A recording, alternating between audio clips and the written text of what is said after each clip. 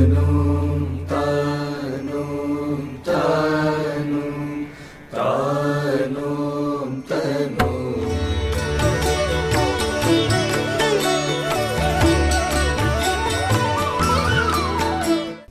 నమస్తే, welcome to rise and shine.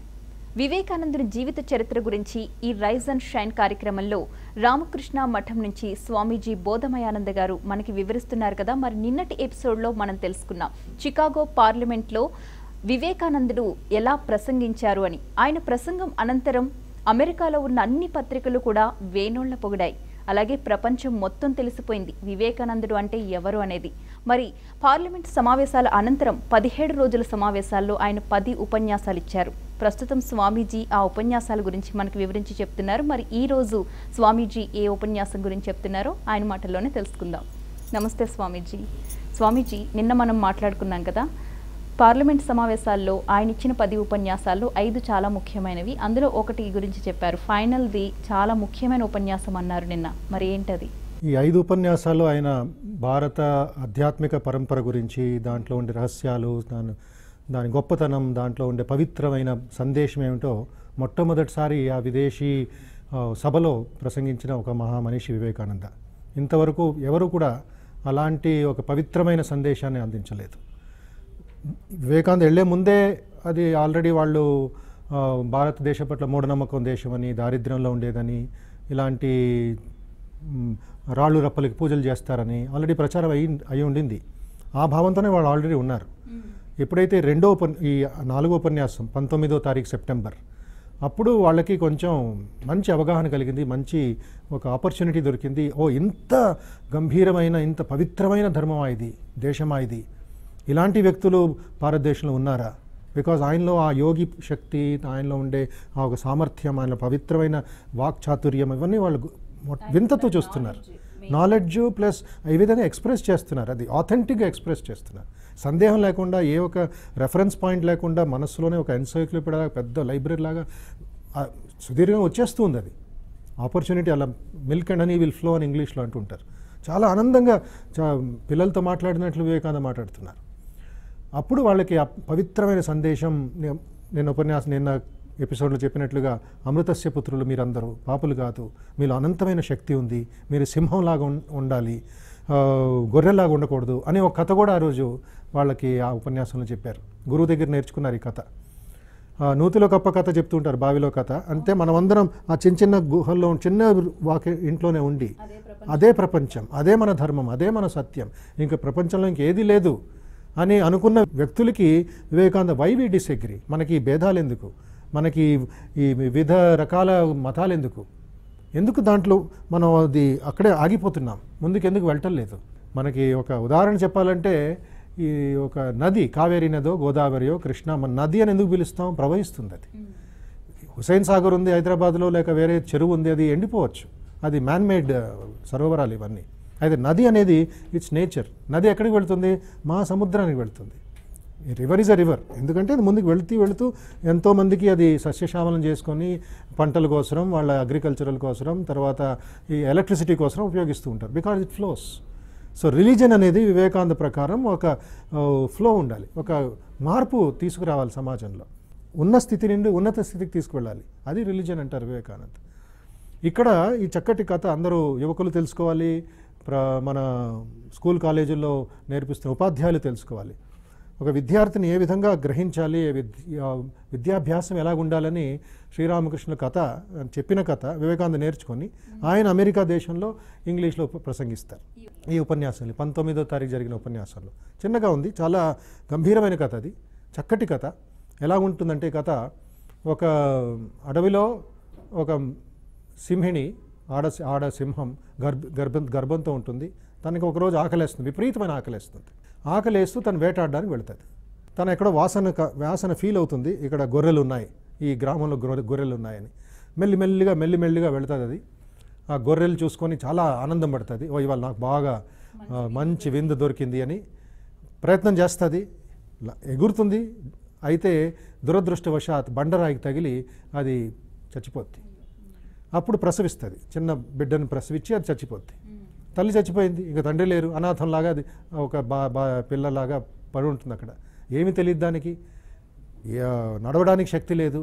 అప్పుడు ఈ ఆడ గొర్రెలన్నీ మేకలను మళ్ళీ తిరిగి వచ్చి భయం లేకుండా దాన్ని నాకుతూ మంచి ప్రేమ చూపిస్తుంది.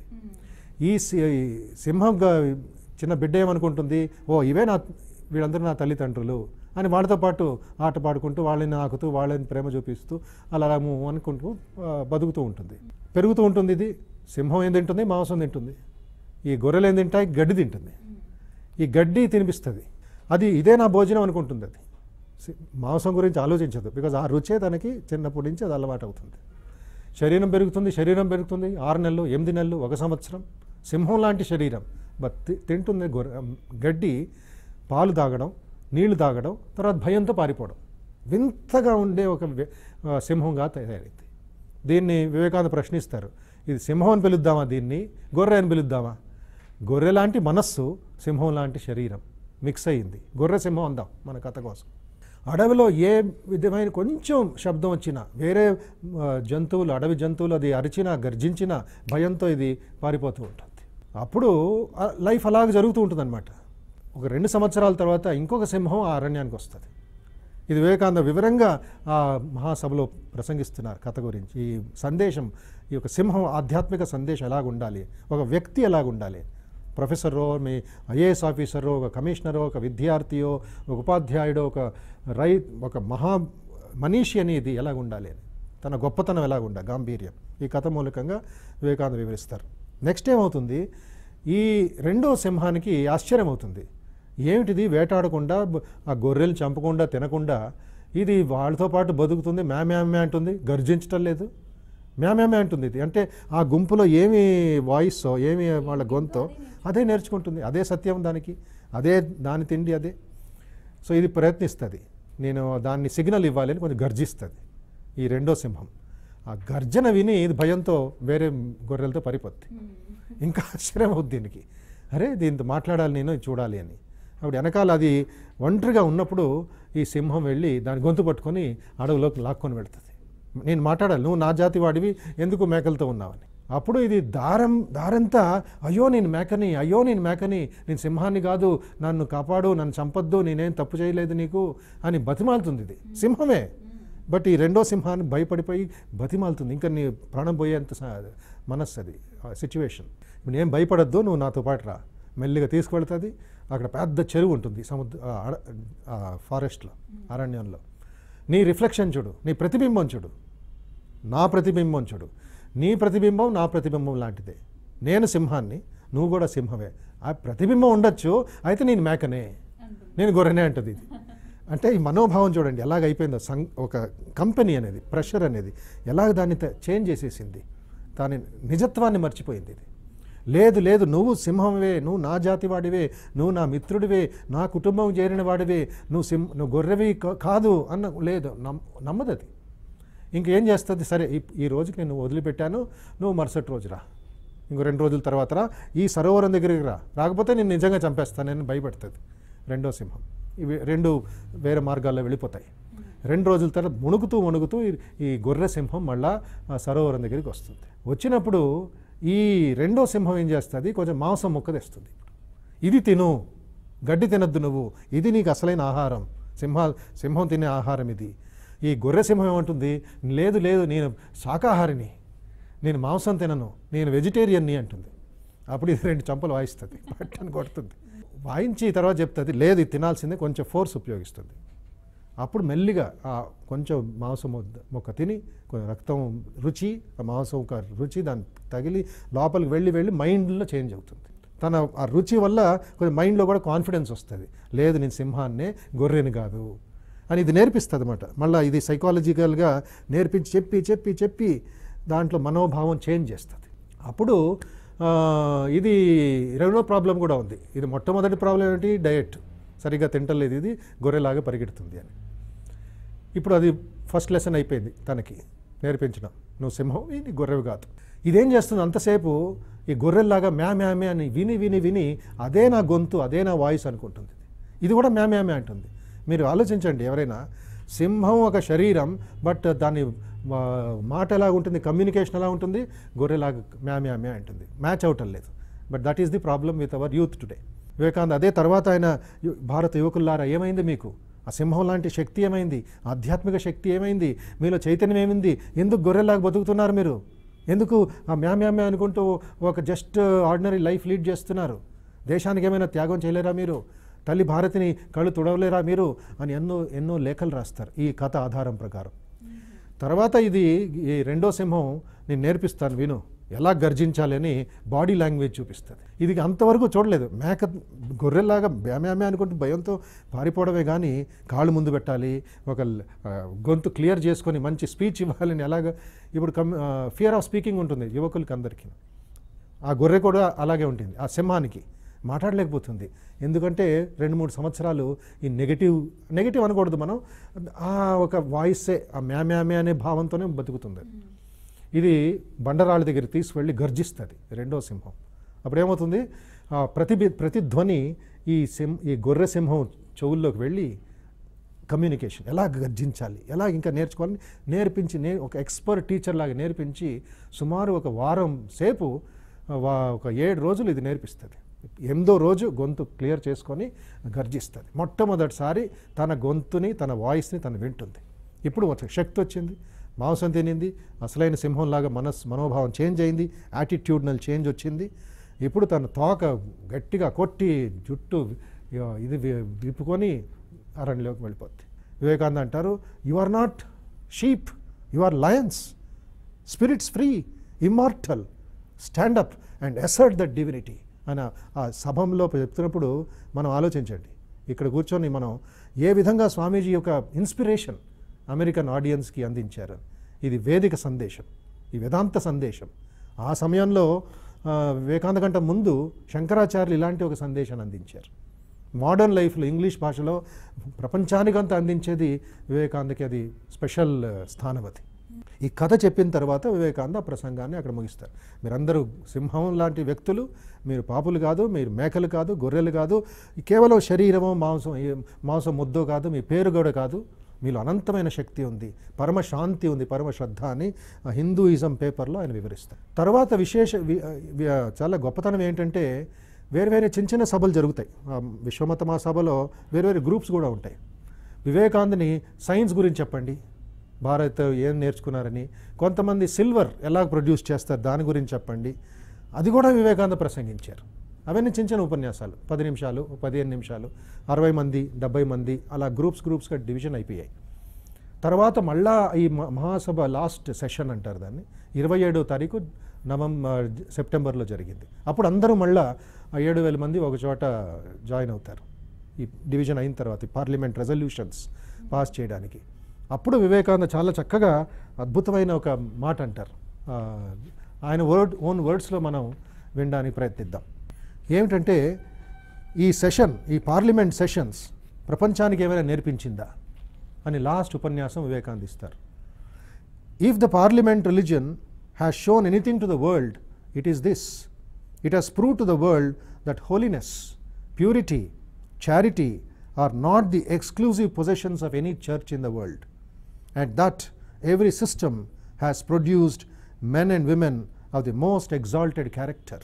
In the face of this evidence, if anybody dreams of the exclusive survival of his own religion and the destruction of the others, I pity him from the bottom of my heart and point out to him that upon the banner of every religion will soon be written, in spite of resistance, help and not fight, assimilation and not destruction, harmony and peace and not dissension. ఈ అద్భుతమైన మాటలతో ఆయన ఐడియాస్తో ఆ మహాసభ ప్రసంగం ముగిస్తుంది. విశ్వానికి ఒక సందేశం ఇచ్చేస్తారు, కేవలం ఆ సభకు కాదు, కేవలం భారతదేశానికి కాదు. తర్వాత వివేకానంద ఇంకా ఇన్స్పైర్ అయిపోయి ఒక లేఖ రాస్తారు, నేను ఏ జాతికో, ఏ మతానికో, ఏ దేశానికో నన్ను లిమిట్ చేయకండి, నేను ఈ బ్రహ్మాండానికి చెందినవాడిని, ఈ విశ్వ మతానికి చెందినవాడిని. ఒక అద్భుతమైన ఉపన్యాసం ఇస్తారు అమెరికాలో. తర్వాత 2-3 సంవత్సరాల తర్వాత ద యూనివర్సల్ రిలీజన్, ఈ విశ్వ మతమే ఒకటి ఆయనకి కావాల్సి ఉండింది. అక్కడ అంటారు, ఒక హిందువు క్రిస్టియన్ అవ్వడం అవసరం లేదు, ఒక క్రిస్టియన్ ఒక ముస్లిం అవ్వడం అవసరం లేదు, వాళ్ళ మతాల్లో రహస్యం తెలుసుకొని ఒక ఆధ్యాత్మిక ఉన్నతి వైపు వెళ్ళాలని ఆయన ఒక సంకల్పం ఉండింది, ఒక ప్లాన్ ఉండింది. అందుకే పుట్టిన ఒక మహాయోగి ఆయన. ఈ పాశ్చాత్య దేశం మన తర్వాత మన దేశం తర్వాత వేరే మతాలు వేరే ధర్మాలు ఏమున్నాయో అవన్నీ ఒక చోట రావచ్చా, ఒక ప్లాట్ఫామ్ మీద రావచ్చా? అది విశ్వమత మహాసభ ఎక్స్పెరిమెంట్ మూలకంగా చూపించింది. అయితే ఇది రియాలిటీకి రావాలి. ఇప్పుడు మన ఐడియాస్ పంచుకున్నాం. నా ఐడియా మీరు చెప్పుకున్నాను, వాళ్ళకి చెప్పుకున్నాను, వాళ్ళు ఆ దేశం నుంచి వచ్చి అమెరికాలో చెప్పుకున్నారు. బట్ ఆ రియాలిటీ రావాలని వివేకానంద చాలా కలలు కన్నారు. స్వామీజీ, మనతో పాటు విద్యార్థులు ఉన్నారు కదా, మరి వారిని అడుగుదాం. అసలు వివేకానందుని జీవిత చరిత్ర గురించి గత వారం రోజులుగా మన ద్వారా తెలుసుకుంటూ ఉన్నారు. వారికి ఏదైనా సందేహాలు ఉన్నాయేమోనని. ఫస్ట్ మీరు. యుఎస్ వెళ్ళగానే ఒక 3 నెలల తర్వాత నేను స్వామీజీ స్పీచ్ ఇచ్చిన హాల్, ఆర్ట్ మ్యూజియం, స్వామీజీ తిరిగిన వీధులు, స్వామీజీ ఉన్న రూమ్ అవన్నీ చూశానండి. సో అదొక డిఫరెంట్ ఎక్స్పీరియన్స్. అంటే మీరు వివేకానందుని గురించి చదువుకున్నాను చిన్నప్పటి నుంచి అన్నారు కదా, అందులో ఉండే ఉంటుంది మీకు చికాగో పార్లమెంట్ సమావేశాల గురించి. ఫస్ట్ టైం మీరు అక్కడికి పార్లమెంట్ హాల్లోకి అడుగు పెట్టినప్పుడు మనకు ఒక ఫీల్ కలుగుతుంది. అంటే మనం పుస్తకాల్లో చదువుకున్న వివేకానందుడు ఇక్కడే నడిచాడు, ఈ స్టేజ్ మీద మాట్లాడాడు, ఈ వీధిలో తిరిగాడు అనేది చూసినప్పుడు ఫీల్ ఎలా ఉంది? వన్ వర్డ్ అండి, ఆ క్వశ్చన్కి ఒకటే one word answer, goosebumps అండి. రోమాలు నిక్కుపొడిచాయి, hair standing experience, adrenaline rush అనమాట. సో లోపలికి వెళ్ళగానే ఆ పాజిటివ్ ఎనర్జీ మనం టచ్ చేస్తుందండి. మనం ఫాలో అయ్యే లీడర్ ఇక్కడ ఉన్నారు, ఇక్కడ నుంచి మొత్తం విశ్వాన్ని ఇన్స్పైర్ చేశారు, ఇక్కడ ఆయన మొదటి వాక్యాలు పలికారు పార్లమెంట్లో అని ఆ ఎక్స్పీరియన్స్ ఏదైతే ఉందో అది చాలా వండర్ఫుల్గా ఉంటుంది. నేను మీరు కావాలంటే విజిటింగ్ వీసా పెట్టుకోనన్నా అక్కడ ప్రతి యువతను అక్కడ ఆ ఎక్స్పీరియన్స్ పొందాలని చెప్తాను. అక్కడ యుఎస్లో అమెరికన్స్కి వివేకానందుడి పట్ల ఎటువంటి అభిప్రాయం ఉంది? మీరు చూసుంటారు కదా, చికాగోలో ఉన్నారు కదా. ఎల్డర్లీ అమెరికన్స్కి most of them they know, వాళ్ళకి తెలిసి ఉంటుంది స్వామీజీ ఉన్నారు, వచ్చారు అప్పట్లో అని. కానీ మోస్ట్ ఆఫ్ ది యంగ్స్టర్స్ ఎవరైతే ఉన్నారో యంగ్ పాపులేషన్కి ఎక్కువ ఉండదు.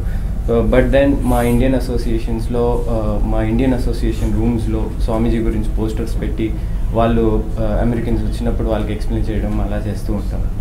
సో అండ్ మన ఇండియన్ యువత, అక్కడ ఉన్న యువత కూడా చాలా గర్వంగా ఉంది స్వామీజీ వల్ల. ఎందుకంటే ఇలినాయ్ అనే స్టేట్లో, స్వామీజీ వచ్చిన స్టేట్లో ఒక వీధి పేరు స్వామీజీ పేరు మీద పెట్టారండి, స్వామి వివేకానంద స్ట్రీట్ అని. అది చాలా గర్వంగా ఉంటుంది ఆ బోర్డు చూడగానే. సైన్స్, నేను పనిచేసేది సైన్స్ ఫీల్డ్లో. సో పెద్ద పెద్ద సైంటిస్టులకు కూడా స్వామీజీ గురించి తెలుసు, ఎందుకంటే మహనీయులను కలిశాడు Swamiji. And Nikola Tesla himself says you will take India 4th అని. సో అట్లాంటి సైన్స్ దిగ్గజాలను కలిసిన వివేకానంద మనందరికీ గర్వకారకం. ఆయనను ఫాలో అవ్వాలని యువతని కోరుకుంటున్నాను. ఓకే, అయితే విదుర్, మీరు స్వామీజీని ఏదైనా ప్రశ్నించదలుచుకుంటున్నారా? సో స్వామీజీ, ఈ మధ్య మన యువత చాలామంది యుఎస్కి వెళ్తున్నారు. యుఎస్ అని కాదు, ప్రపంచంలో నలుమూలలు పోతున్నారు. సో వాళ్ళందరూ మన మెసేజ్ ఎలా స్ప్రెడ్ చేయాలి, మన స్పెసిఫిక్గా స్ప్రెడ్ చేయాల్సిన మెసేజ్ ఏంటి అన్నది నా మొదటి ప్రశ్న. అంటే వివేకానందుడి గురించి ఒక్క మాటలో చెప్పాలంటే ఏం చెప్పాలి అనేది అడుగుతున్నారు మీరు.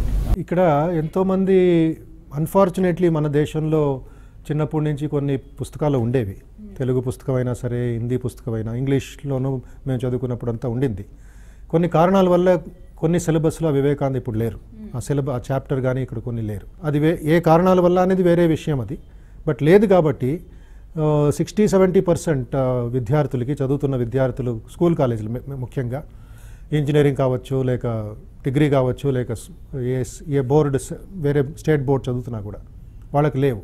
వాళ్ళకి ఎంతమంది విదురు ఉన్నాడు, లేక వేరే ఇక్కడ విద్యార్థులు ఉన్నారు, కొంతమందికి తెలిసి ఉండొచ్చు. వాళ్ళు స్వయంగా వెళ్ళి ఎక్కడో పుస్తకం ద్వారానో, ఒక ఉపన్యాసం ద్వారానో, ఇక రామకృష్ణ మఠ్ వేరే శాఖల్లో జరిగే కార్యక్రమాల ద్వారా కొంచెం అవగాహన ఉంటుంది, కొంచెం అండర్స్టాండింగ్ ఉంటుంది, కొంచెం ఇన్స్పిరేషన్ ఉంటుంది. ఉపన్యాసాలు అలాంటి వీడియోలు చూడడం అలాగంతా.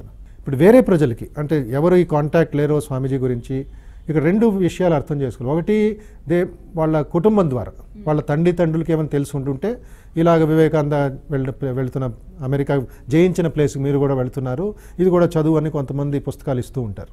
మన బుక్ స్టాల్లో లేక వేరే లైబ్రరీలు చూస్తూ ఉంటాను. వాళ్ళు పుస్తకాలు గిఫ్ట్గా అమెరికాకి వెళ్తున్నారు మా బంధువు, నేను గిఫ్ట్ ఇస్తామని వాళ్ళు అనుకుంటారు. అప్పుడు ఏమవుతుంది, వీళ్ళు వెళ్ళే ముందే కొంచెం ఎయిర్పోర్ట్ దిగినప్పటి నుంచి, న్యూయార్క్లో దిగుతారో వీళ్ళు వేరే ఎయిర్పోర్ట్లో దిగుతారో అప్పటి నుంచే ఒక విశేషమైన ఇండియన్నెస్, ఆ గాంభీర్యంతో వీళ్ళు దిగుతారు. కొంతమంది వెళతారు జస్ట్ ఫర్ ఎడ్యుకేషన్, నేను అమెరికాలో ఉండాం, భారతదేశాన్ని వదిలేద్దాం, ఇంకా అక్కడ సిస్టమ్ బాగుంది అని. అక్కడికి వెళ్ళిన తర్వాత వాళ్ళకి కొంతమందికి అర్థమవుతుంది. ఉదాహరణకి నేను తమాషా చెప్పాలంటే, ఒక నా వ్యక్తిగత అనుభవం. నేను ఒకసారి రామకృష్ణ మఠ్ బుక్ స్టాల్లో ఉన్నాను. ఉంటూ ఒక ఆయన హిందూ ధర్మం గురించి ప్రశ్నోత్తరాలనే పుస్తకం, హిందూ ధర్మంలో వచ్చిన పుస్తకం మేము పబ్లిష్ చేశాం. తర్వాత వివేకానంద అమెరికాలో ఉన్న ఈ పుస్తకం అవన్నీ ఆయన కొనుక్కొని ఒక 100 పుస్తకాలు కొనుక్కున్నాడు. తాతగారు మీరు లైబ్రరీ పెడుతున్నారా, ఎవరికైనా బుక్స్ ఇస్తున్నారు? లేదు, మా మనవడు అమెరికాలో చదువుతున్నాడు, అక్కడ వాళ్ళ ప్రొఫెసర్ వివేకానంద గురించి హిందూ ధర్మం గురించి ప్రశ్నించాడు, పాపం ఈ అబ్బాయికి అక్కడ తెలియలేదు, అందుకే పుస్తకాలు నేను పోస్ట్లో పంపించాలని కొనుక్కుంటున్నాను అన్నాడు. అప్పుడు నాకు అర్థమైంది, అంటే అతను విద్యార్థిగా ఉన్నప్పుడు ఇతను అవకాశం దొరకలేదు, లేక దాని గురించి ఇది చూపించలేదు. అక్కడ వెళ్ళిన తర్వాత ఎప్పుడైతే వివేకానంద గురించి లేక హిందూ ధర్మం గురించి మన ట్రెడిషన్స్ సంప్రదాయాలు ఏది ఉన్నాయో, పూజ, ఆరతి, భజనలు, ధ్యానం గురించి, యోగం గురించి అబ్బాయికి తెలియదు కాబట్టి సిగ్గుపడి అప్పుడు నేర్చుకోవడానికి కొంచెం ప్రయత్నిస్తున్నాడు. అందుకే కొత్తగా వెళుతున్న యువకులకి నా అనుభవం ఏం చెప్పాలంటే, ఇలాంటి విదురు లాంటి వాళ్ళు ముందే కొంచెం చదువుకోవాలి. Because you are representing a culture. Bharat ఒక అనంతమైన విశాలమైన సంస్కృతిని మీరు మీ రక్తంలో తీసుకువెళ్తున్నారు. మీ ఎడ్యుకేషన్ సైన్స్ చదువుతారో, మెడికల్ చదువుతారో, అక్కడ ఉద్యోగానికి వెళ్తారో, మీరు గూగుల్ కంపెనీ జాయిన్ అవుతారో, అది వేరే. But when you are representing a culture, a nation of Vivekananda లాంటి, శంకరాచార్య లాంటి ఒక సంప్రదాయం కొంచెం నేర్చుకోవడం బెటర్. నేర్చుకుంటే మీరు యూ క్యాన్ పొలిటికల్ అంబాసిడర్ కూడా కాదు, మీ సర్కిల్స్లో వాళ్ళ ఒక కాలేజెస్, యూనివర్సిటీస్లో మీరు రిప్రజెంట్ చేస్తే చాలా భారతదేశం పట్ల ఒక ఇది కలుగుతుంది. వాళ్ళకి ఇలాంటి ఒక డిగ్నిటీ ఉన్న వ్యక్తులు మా దేశం నుంచి వస్తున్నారు, వీళ్ళకి సరి అయిన ఒక ఇది ఇవ్వాలి అని వాళ్ళు రెస్పెక్ట్ ఇస్తారు. అది నేర్చుకోవాల్సిన అవసరం చాలా ఉంది అని నాకు అనిపిస్తుంది. ఇందాక విదుర్ అడిగిన ప్రశ్న, వివేకానంద వారి సందేశం భారత యువకులు ఎలాగా అమెరికాకి వెళ్ళినప్పుడు తీసుకోవాలనేది, ఏం నేర్చుకోవాలనేది, ముఖ్యంగా ప్రతి యువకుడు విదేశాలకు వెళుతున్నప్పుడు, ఇంగ్లాండ్ కావచ్చు, ఆస్ట్రేలియా కావచ్చు, అమెరికా కావచ్చు, వాళ్ళు నేర్చుకోవాల్సింది వివేకానంద దగ్గర దేశ పట్ల దేశభక్తి, సంస్కృతి పట్ల ఆయనకి ఉన్న విశ్వాసం. తరువాత ఈ అమెరికన్స్ దగ్గర ఏమి నేర్చుకోవాలని కూడా వివేకానంద ఎన్నో లేఖలు రాశారు. వాళ్ళ ఆర్గనైజింగ్ పవర్, వాళ్ళలో ఉండే ఆ ఒక డిసిప్లిన్, టైం మేనేజ్మెంట్, ఇవన్నీ అమెరికన్స్ దగ్గర మనం చాలా ఉంది అని ఆయనే ఆ సమయంలో గ్రహించారు. అందుకే అలాంటి to the youth of India అనే పుస్తకంలో వివేకానంద ఈ సలహాలు ఇస్తారు. We have to interact with the others. పాశ్చాత్య దేశం వాళ్ళతో, యూరోప్ దేశం వాళ్ళతో, సైంటిస్టులతో మనం చర్చించుకుంటూ మన వేదాంతాన్ని అక్కడ భారత పునర్నిర్మాణం కోసం ఏ విధంగా అది ఉపయోగించుకోవాలని వివేకానంద కొన్ని లెసన్స్ ఇస్తారు. యువకులు అది చదువుకుంటూ సైన్స్ అండ్ రిలీజియన్ మరియు భారతదేశం పట్ల ఒక సేవాభావం, తర్వాత చదువు ఎందుకు చదవాలి అనే ఒక ఉద్దేశం ఎంతో అమెరికాకి వెళితే అప్పుడు నీ రూట్స్ని మర్చిపోవు, నీ వేరుని మర్చిపోవు, అక్కడ వేరే ప్రజలతో కూడా నువ్వు చక్కగా భారత అంబాసిడర్గా అవుతావని వివేకానంద ఇది చెప్పారు. ఆయన జీవితం ద్వారా మనం తెలుసుకోవచ్చు. రైట్ అండి. స్వామీజీ, మనం మిగతా భాగం రేపటి ఎపిసోడ్లో తెలుసుకుందామండి. ధన్యవాదాలు. చూసారు కదా రైజ్ అండ్ షైన్ కార్యక్రమం. మరి మీరు కూడా ఈ కార్యక్రమంలో పార్టిసిపేట్ చేయొచ్చు. ఎలా అంటే స్క్రీన్ పైన కనిపిస్తున్న అడ్రస్కి మీ సందేహాలు లేదా ప్రశ్నలు మమ్మల్ని అడగచ్చు. దానికి స్వామీజీ మీకు ఆన్సర్ చేస్తారు. Rise and shine, HMTV, flat number 1042, road number 52, Jubilee Hills, Hyderabad, pin code 5,33,000. Email ID riseandshine@hmtv.in. మరి ఈరోజు మనం వివేకానందుడి పార్లమెంట్ సమావేశాల గురించి మాట్లాడుకున్నాం. మరి పార్లమెంట్ సమావేశాలు ముగిసిపోయాయి. ఆ తరువాత ఆయన జర్నీ ఎలా సాగింది? తిరిగి భారతదేశం వెళ్ళిపోయారా? రేపటి ఎపిసోడ్లో తెలుసుకుందాం. నమస్తే. తాను